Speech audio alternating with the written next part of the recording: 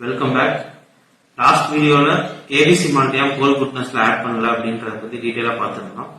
அடுத்து பாக்குறது எங்ககிட்ட இருக்கக்கூடிய குழந்தைகளுக்கான எந்த ப்ராடக்ட்ஸ்லயும் எந்த விதமான சுகரும் நாங்க ஆட் பண்ணல.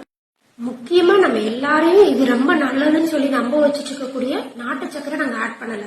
ஏன்னா நாட்டு சக்கரை சாப்பிடுறது உடம்புக்கு ரொம்ப நல்லதுன்னு சொல்லிட்டு எந்த டாக்டர் சொன்னாங்கன்னு தெரியல. இப்போ மார்க்கெட்ல இருக்கக்கூடிய நிறைய ப்ராடக்ட்ஸ்ல அவங்க என்ன சொல்றாங்கன்னா நாங்க எந்த சுகரும் ஆட் பண்ணல அப்படின்னாங்க. நம்ம அடுத்த ஒரு கேள்வி கேட்கும் போது ஆமா நாங்க ஒயிட் சுகரே நாங்க ஆட் பண்ணல, வெறும் நாட்டு சக்கரை தான் ஆட் பண்றோம் அப்படின்றாங்க.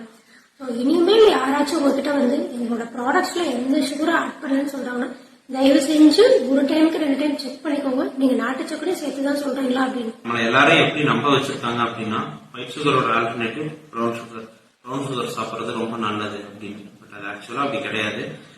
ஒயிட் சுகரை கம்பேர் பண்ணும்போது ப்ரௌன் சுகர்ல தான் கிளைசமிக் இண்டெக்ஸ் அதிகமா இருக்கு.